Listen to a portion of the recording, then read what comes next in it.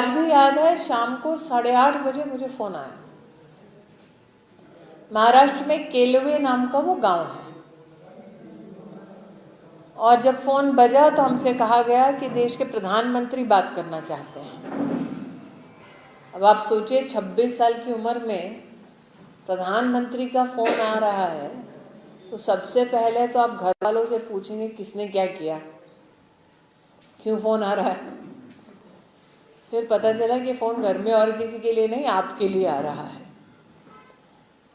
अटल जी स्वयं जानना चाहते थे कि पंक्तियों में तो रिपोर्ट दर्ज की गई, लेकिन स्वभाव से वहां पर समुदाय का हमारे प्रति क्या भाव था। एक ऐसे नेता जो जानते थे कि व्यक्ति का आचरण हो, व्यक्ति के मन का भाव हो, वो जरूरी नहीं है कि कागज कलम संगठन को बता पाएगा। मैंने अटल जी को लगभग 15 मिनट अपना अनुभव उस गांव का बताया। फोन रखने के बाद ईरानी साहब ने मुझसे कहा कि तुम्हें पता है तुम किस शैली में बतिया रही थी। हम कहे क्यों?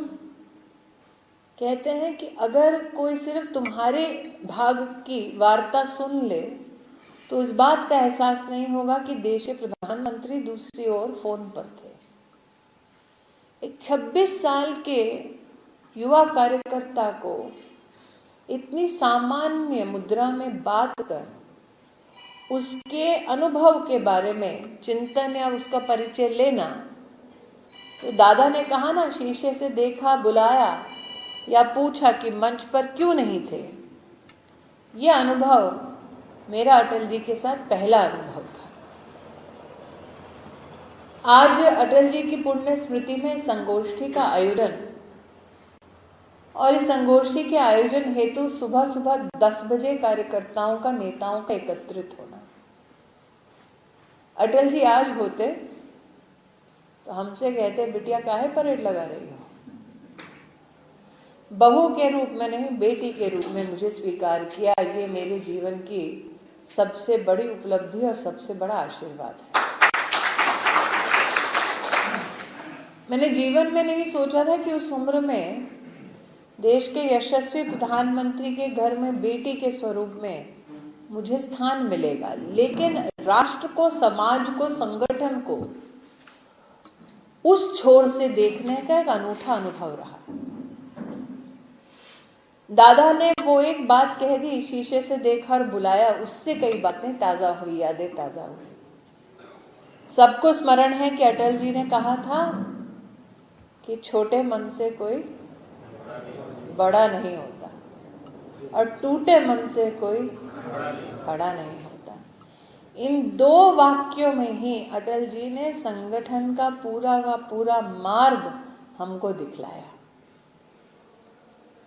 ये संभव नहीं है कि व्यक्ति से त्रुटि ना हो। ये संभव नहीं है कि व्यक्ति सदैव उस पथ पर चले जिससे अपेक्षा है। लेकिन ये निश्चित रूप से संगठन में और जीवन में संभव है कि अगर कोई त्रुटि हो तो उस त्रुटि को स्वीकार करे और मार्ग को दुरुस्त करे।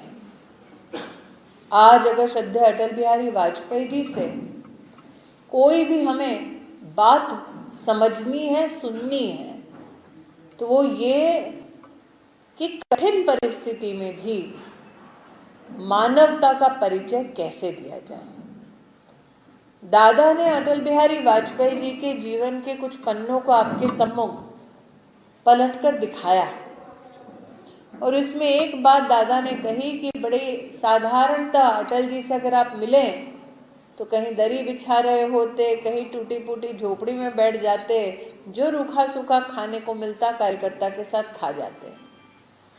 हम घर में उनको बाप जी कहते हैं, और बाप जी हमेशा मुस्कुराते हुए कहते थे कि अब तो तुम लोग बड़ी बड़ी गाड़ियों में घूमते हो, तब संगठन में हमको ट्रेन की तीसरी क्लास के कंपार्टमेंट में ठूस दिया जाता है। और वैभव क्या व्यक्ति का और सरलता क्या उनकी। 1950 के दशक में 60 में देहरादून में भाषण देने गए।